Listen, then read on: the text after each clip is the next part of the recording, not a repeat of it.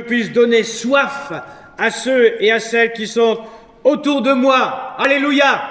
La Bible dit, si le sel perd sa saveur, avec quoi l'allant rendra-t-on?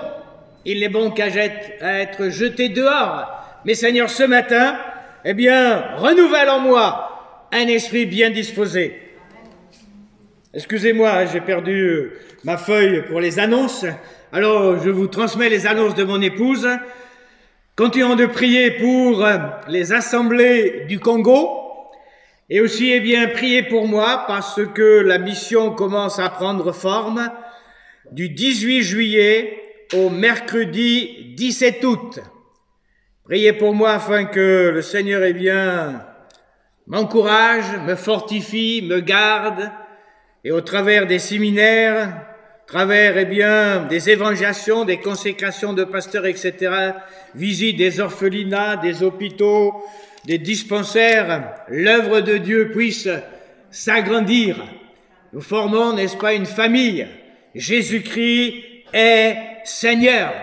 Et ce matin, c'est vrai que ce que le Seigneur a mis dans mon cœur, le Seigneur désire que nous soyons des dominants et non pas être des dominés.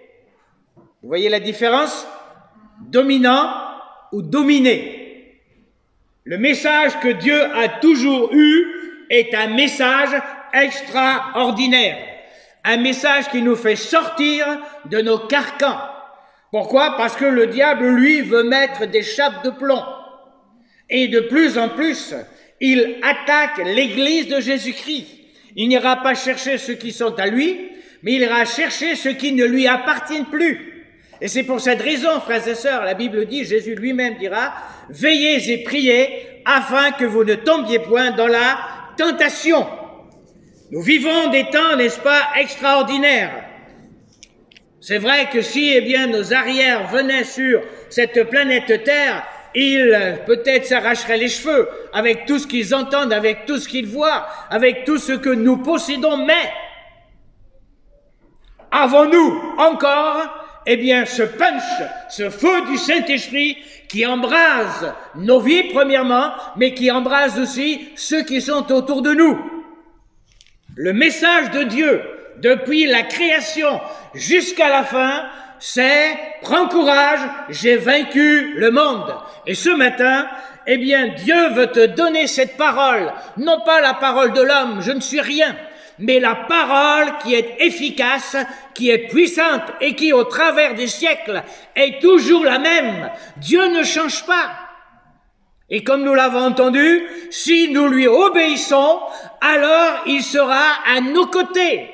Nous n'avons rien à craindre. Parce que nous avons avec nous celui qui fait la majorité. Alléluia. Amen. Alors je vous invite à ouvrir votre Bible et la première lecture se fera dans le premier chapitre au verset 26. Genèse, chapitre 1er, verset 26. Quand Dieu a créé l'homme et la femme, un seul verset. Puis Dieu dit, faisons l'homme à notre image, à notre ressemblance, et qu'il domine sur les poissons de la mer, sur les oiseaux du ciel, sur le bétail, sur toute sa femme aussi. Oui, c'est ça, hein? Non, hein?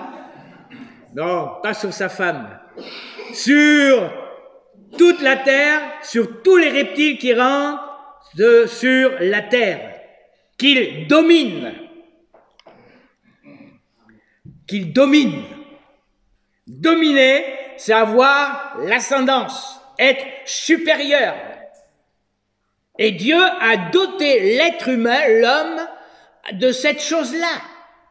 Et c'est pour cette raison qu'il dira toujours dans le livre de la Genèse au chapitre 4, et on ne va pas lire tout ce chapitre 4, mais vous connaissez cette histoire, qu'il dira à, eh bien, à Caïn,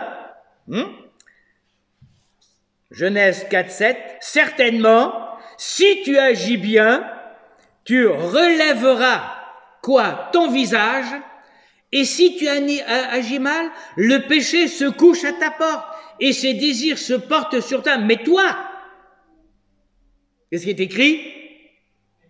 Domine sur lui. Non pas écrase-toi, mais domine. Frères et sœurs, lors de la création, Dieu a dit une chose tellement extraordinaire, importante, qu'il domine. Et c'est vrai, Dieu a investi l'homme d'une pleine autorité pour gérer notre vie. Nous sommes l'Église de Jésus-Christ, l'homme, la femme sauvés par grâce, est un agent sur la terre pour s'assurer que la volonté de Dieu soit accomplie. Amen. Dieu n'a pas donné aux anges cette mission, mais à l'Église, qui est son corps, qui est son épouse. Nous sommes ses agents, nous sommes ses ambassadeurs, nous sommes ses envoyés. Et comme notre frère le disait, nous sommes les disciples, et un disciple est auprès de son maître. Et il reçoit, et il entend, et il voit ce que le maître fait. Mais bien sûr, Dieu dira, méfie-toi, parce que l'ennemi de nos âmes essaiera toujours de nous persuader que nous n'avons aucun pouvoir. Il va nous inciter à vivre en fonction de nos propres jugements, de nos opinions, qui sont souvent déformées, avec tout ce que nous voyons, avec tout ce que nous entendons, avec tout ce que peut-être nous lisons. Ce n'est que lorsque nous nous laissons gouverner par le Saint-Esprit, qui est, n'est-ce pas, un esprit de sagesse, de discernement, et que nous marcherons, frères et sœurs, suivant les préceptes de la parole de Dieu, que nous entrons réellement dans la réalisation pleine et entière de sa volonté. Jésus a dit que ta volonté soit faite sur la terre comme au ciel. Que ta volonté, Jésus, sur cette planète Terre, a fait la volonté de son Père.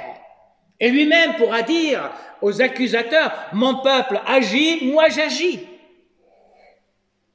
Et frères et sœurs, le Saint-Esprit n'est pas en vacances. Le Saint-Esprit n'est pas vieillot, il est toujours d'actualité, mais le Saint-Esprit est saint.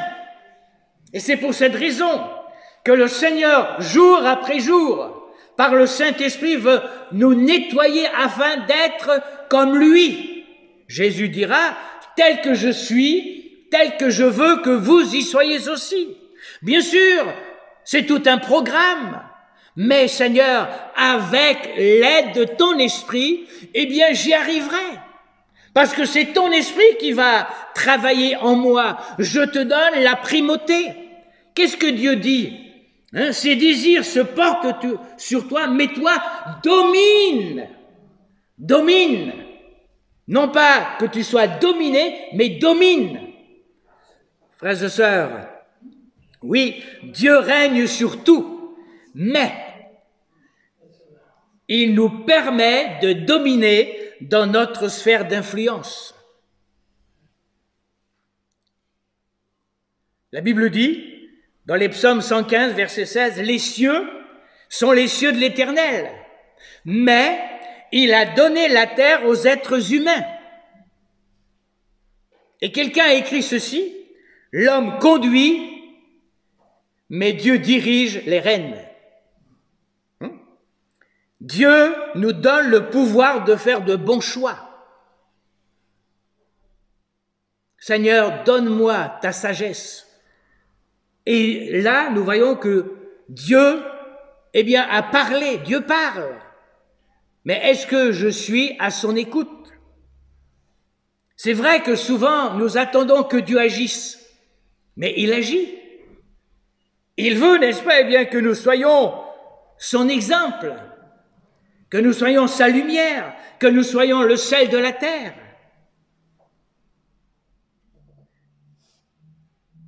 C'est vrai que les jardiniers le savent tous. Si vous voulez récolter abondamment, Ben, que faut-il faire? Il faut semer abondamment. Si vous voulez être pardonné, la Bible dit, nous devons pardonner aux autres. Mais si nous gardons, n'est-ce pas, de la rancune, le Seigneur ne peut pardonner et il vous sera pardonné. Si vous voulez ces bénédictions, comme nous l'avons entendu, obéissez-lui. Et par le Saint-Esprit, nous sommes, frères et sœurs, capables de régner dans la vie par Jésus-Christ. C'est vrai que l'être irrégénéré ne peut. Il est soumis aux injonctions. Il est soumis à la puissance des ténèbres. Mais l'enfant de Dieu est quelqu'un qui a reçu quelque chose de supérieur. Romains chapitre 5, verset 17 nous dit quoi? Si par l'offense d'un seul, la mort a régné par lui seul, à plus forte raison, ceux qui reçoivent l'abondance de la grâce et du don de la justice régneront-ils dans la vie par Jésus-Christ. L'abondance de la grâce et du don de la justice.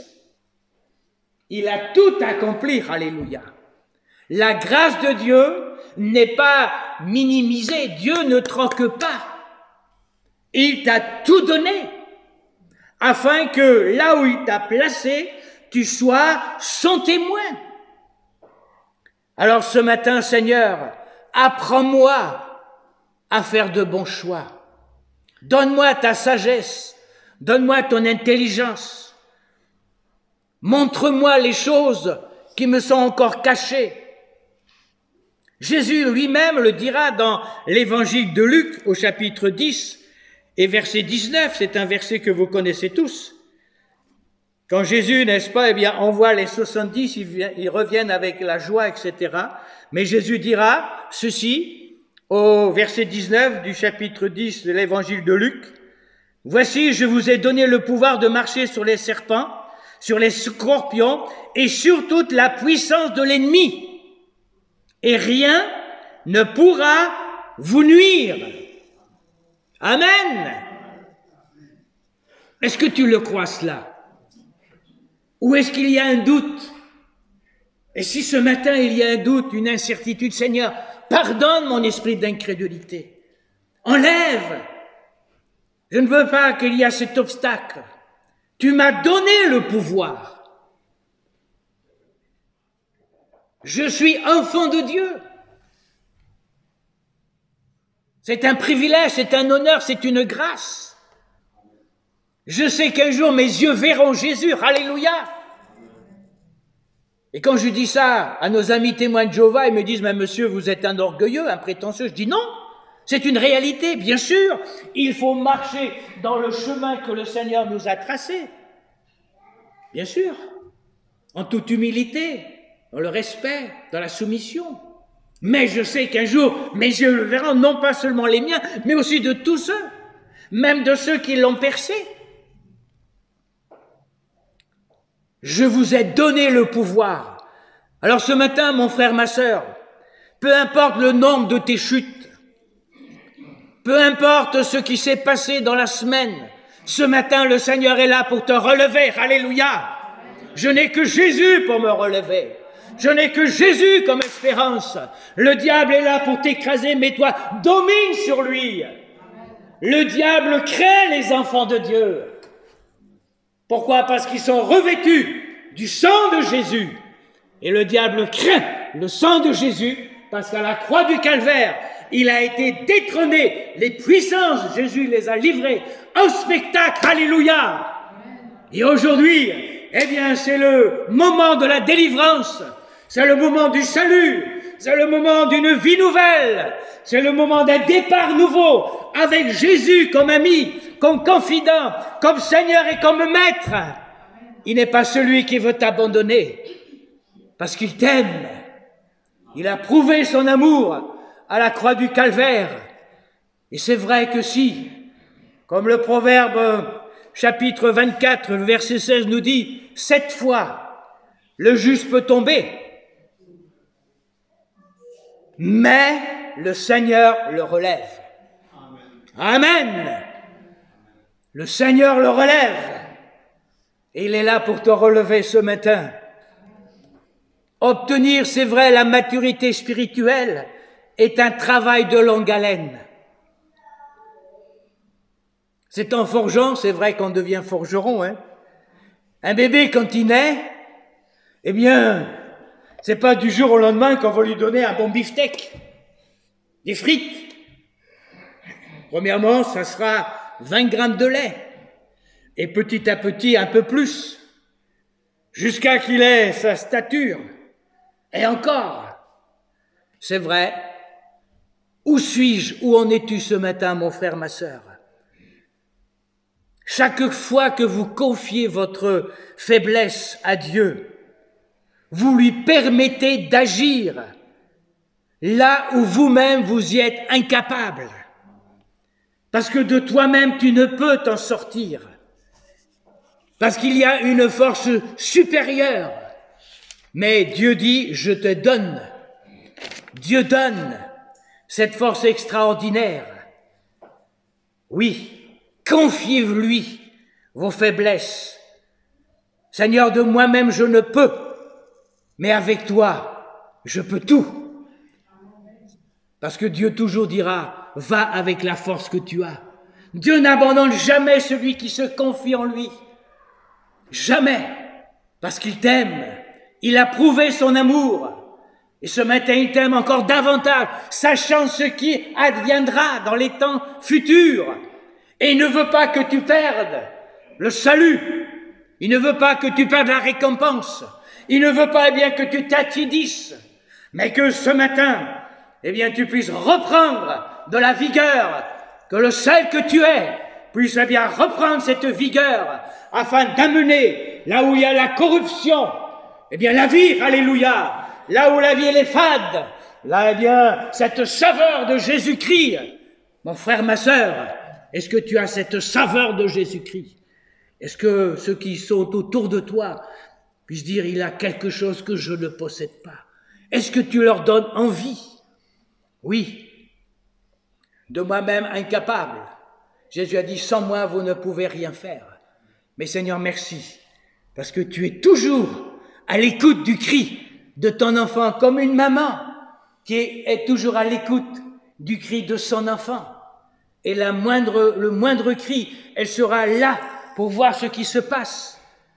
Quelle attention a le Seigneur Jésus, alléluia.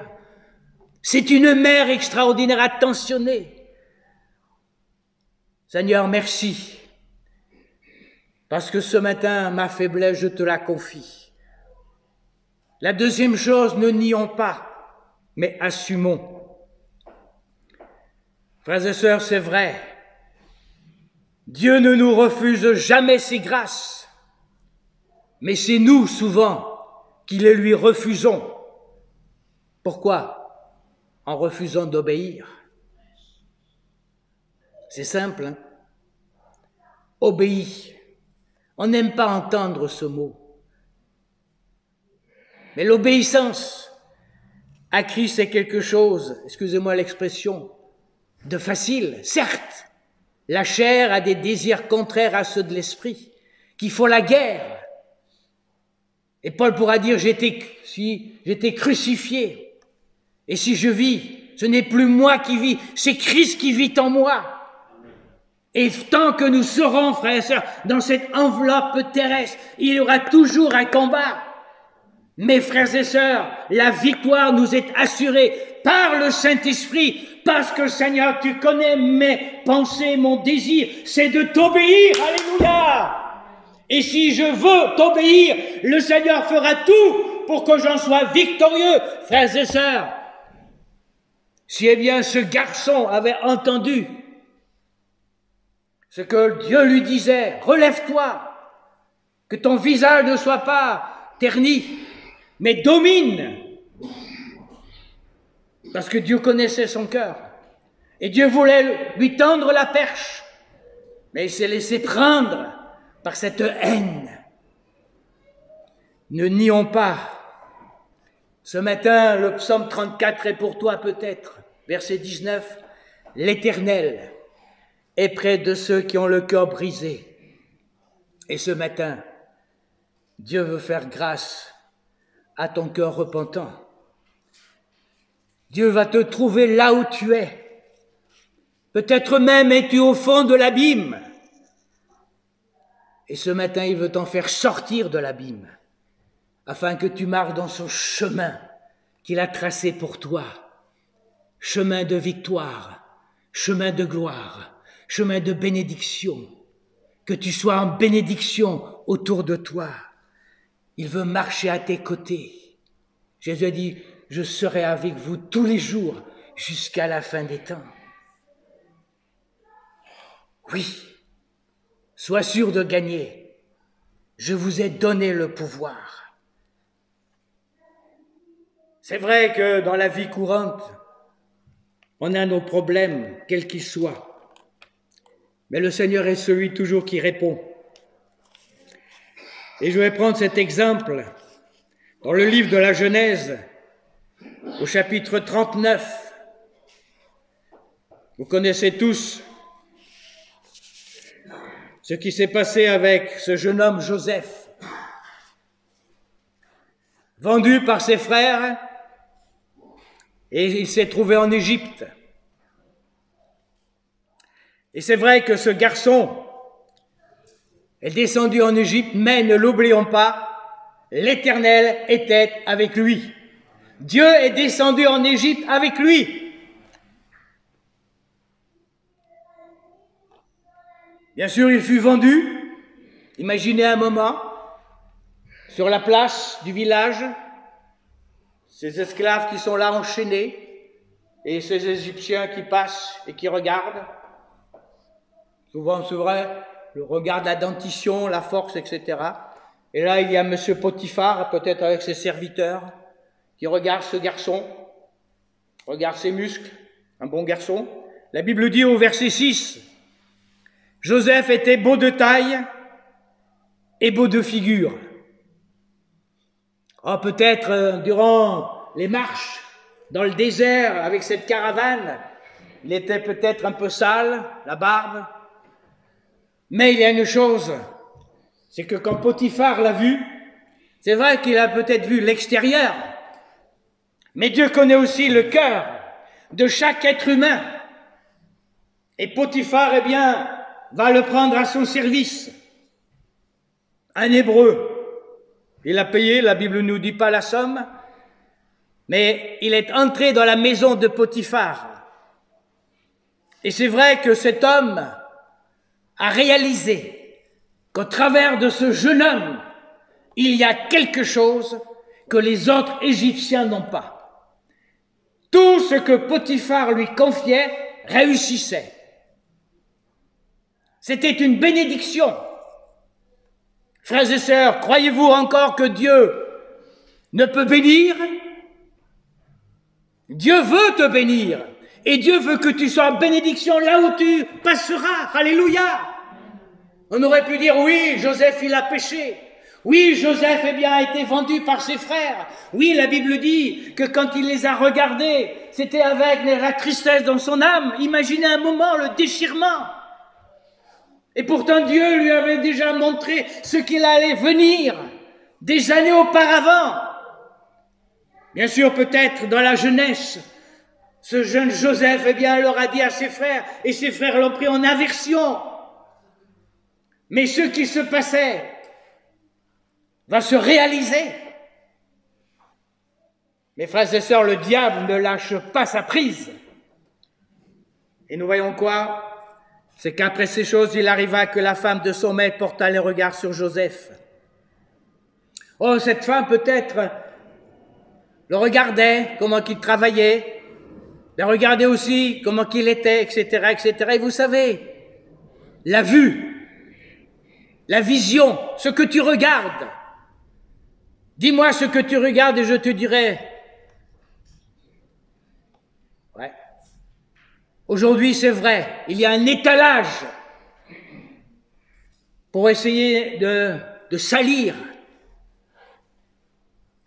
Seigneur, dirige les yeux de mes yeux physiques vers les choses pures, saintes, irrépréhensibles, ainsi que les yeux de mon cœur. Elle porta les yeux sur Joseph. Verset 8, couche avec moi. Il refusa. Et il dira, mon maître ne prend avec moi connaissance de rien dans la maison, il a remis entre mes mains tout ce qui lui appartient. Il n'a pas plus grand que moi dans cette maison. Vous voyez à quel stade était Joseph, hein?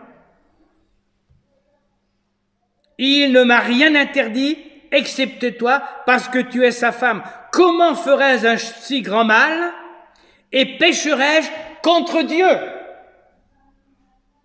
Premièrement, c'est vrai que Joseph, hébreu, a été appris dans cette religion, dans cette phase, dans cette éducation, mais plus que cela, le respect de Dieu, la crainte de Dieu. Aujourd'hui, c'est vrai qu'on prend Dieu, n'est-ce pas, pour un polichinelle, mais Dieu est Dieu. Dieu est Dieu. Et frères et sœurs, tôt ou tard, il va se manifester. La Bible dit, il use de patience, afin que personne ne se perde, mais que tous soient sauvés. Est-ce que tu es sauvé? Ce matin, peut-être demain ne t'appartiendra plus. Pécherai-je? Quoiqu'elle parlât tous les jours à Joseph. Nous voyons, c'est une femme qui va l'importuner. Elle va lui casser les oreilles. Une fois ça passe, deux fois ça passe, trois fois ça passe. Joseph toujours va lui rétorquer non, non, non, non, non, non, non, non. Et peut-être ira autre part, dans d'autres pièces, on ne sait pas, eh bien, la villa qu'il possédait, monsieur Potiphar, qu'importe, mais nous voyons qu'elle était toujours là, aux aguets. Mon frère, ma sœur, c'est vrai que le diable attend toujours sa proie. Toujours. Elle porta les yeux sur Joseph. Vers qui portes-tu les yeux? Je lève les yeux, dira David, vers les monts que j'aime. D'où me viendra le secours? Aujourd'hui, c'est vrai, combien de jeunes gens se droguent, combien de jeunes gens sont liés par la pornographie, combien de jeunes filles sont mises dans des problèmes inextricables, combien, et certains veulent s'en sortir. Mais seul Dieu peut les délivrer. Parce que ce n'est pas les piqûres, ce n'est pas, eh bien, tout ce que le monde peut apporter, mais la délivrance se trouve en celui qui a la puissance de délivrer, c'est Dieu, alléluia. Et ce matin, eh bien, Dieu est là pour te délivrer de toute addiction, quelle qu'elle soit, afin que tu sois un homme, une femme, nouvelle, nouveau, fort, qui regarde les choses en face, non pas en clignant des yeux, mais en les regardant en face. Jésus, quand il était devant Pilate, a pu dire, oui, je suis la vérité. Et Pilate dira, mais qu'est-ce que la vérité? Vivait, n'est-ce pas, dans un monde contraire, où la vérité, c'était la fausseté, etc. Et aujourd'hui, c'est vrai, tout ce qui est mal est bien, et tout ce qui est bien est mal. Mais qu'importe, le péché, par la convoitise, Jacques nous dit ceci, chacun est tenté par sa propre convoitise. Il est attiré et elle le séduit. Puis la convoitise, lorsqu'elle a conçu, enfante le péché, et le péché parvenu à son terme engendre la mort. Chacun est tenté par sa propre convoitise. Mon frère, ma sœur, ce matin, notons bien l'attitude que Joseph, quelle pression il subissait, jour après jour. Mais il y a une chose, c'est que Joseph a compris que cette tentation ne pourra être vaincue que lorsqu'il va prendre la fuite.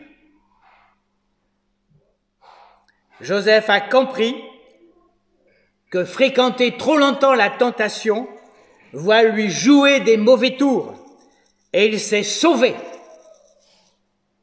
La foi, frères et sœurs, qui n'est pas mise à l'épreuve n'a pas de racines profondes. L'épreuve de notre foi est le secret de sa force et de son triomphe.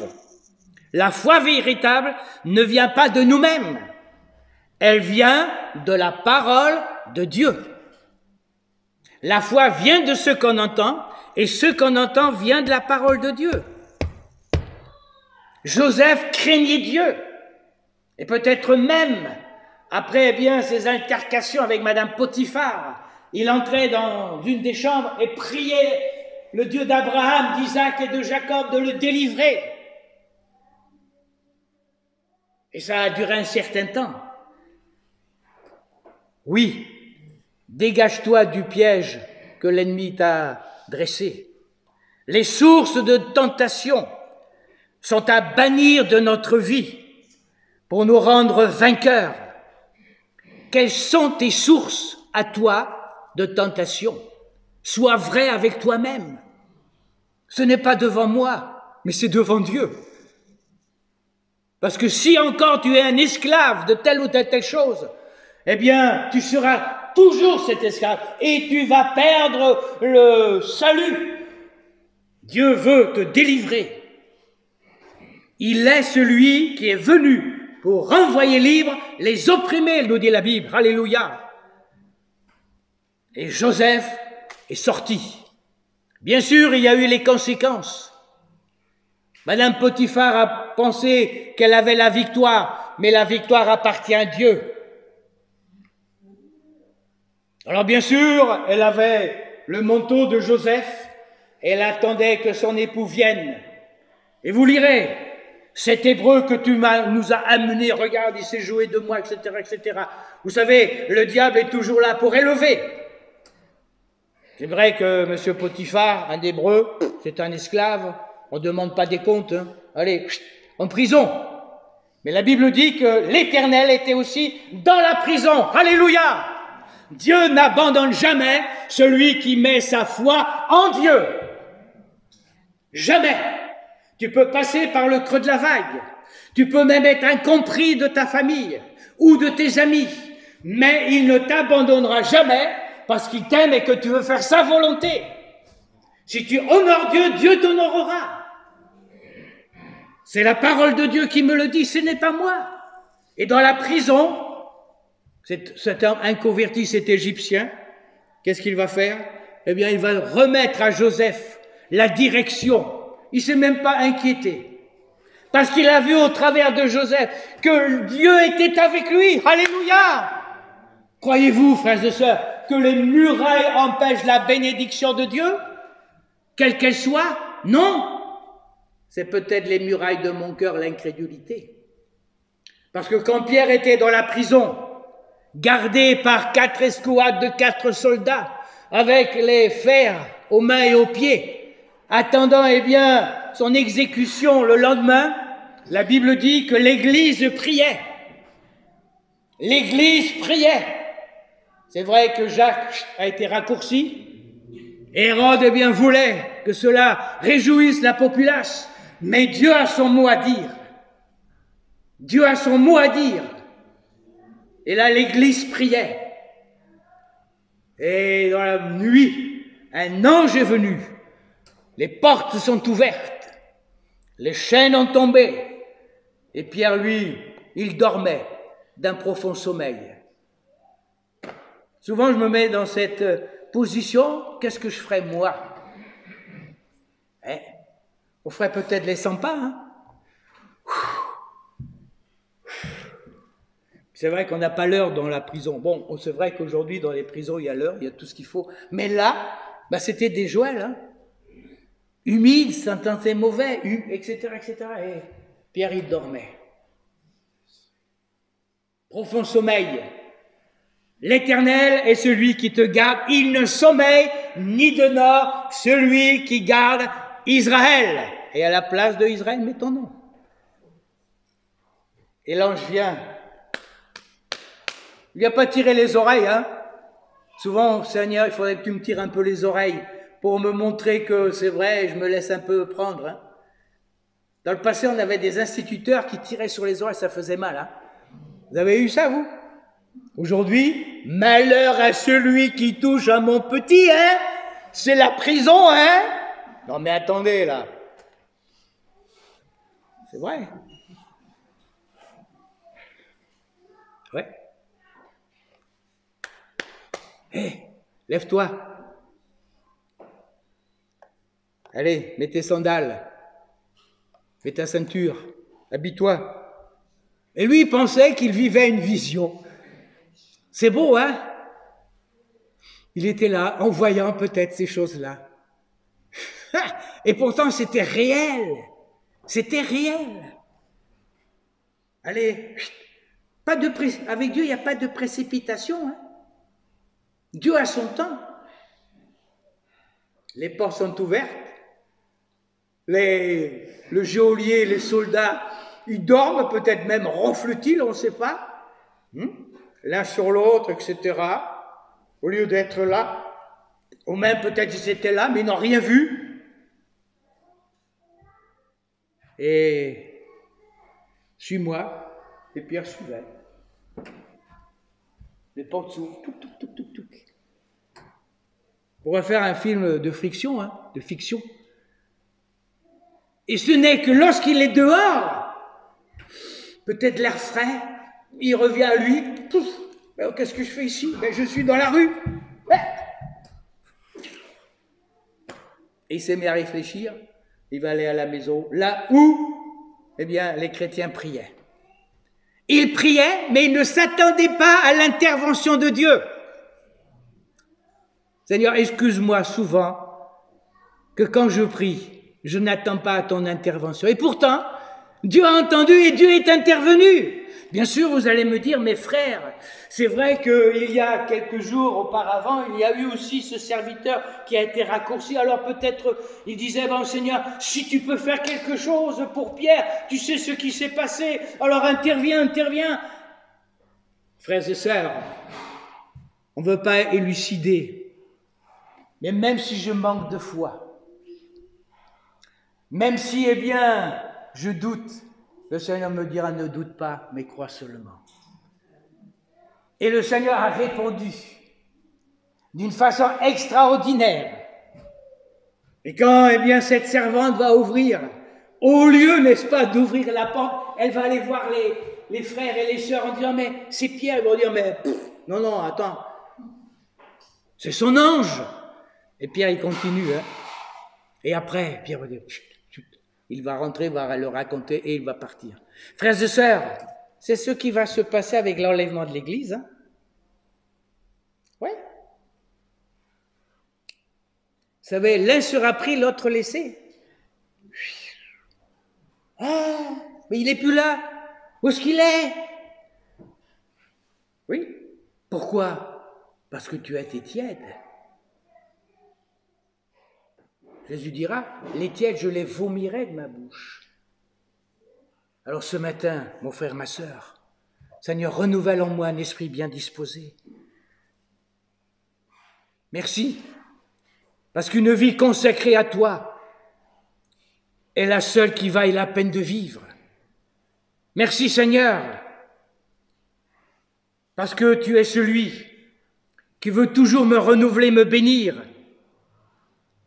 Tu es celui qui veut me fortifier. Tu es celui qui veut m'encourager. Tu es celui qui veut que je domine sur les choses de la terre. Seigneur, ce matin, je reconnais mes faiblesses. Je reconnais ma vulnérabilité. Je reconnais, Seigneur, que sans toi, je ne peux rien faire. Frères et sœurs, Satan connaît nos faiblesses. Mais Pierre nous dit quoi? Il rôde comme un lion rugissant, cherchant qui il dévorera. Soyons vigilants. Satan veut saboter le plan de Dieu pour toi, quel que soit ton âge. Il veut le saboter, il fera tout. Mais ce matin, Seigneur, merci, parce que ta parole me dit de dominer. Alors comment vais-je dominer? Par ma propre volonté?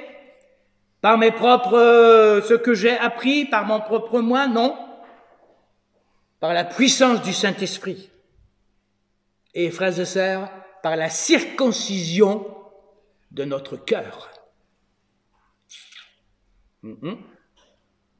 Seigneur, circoncis mon cœur.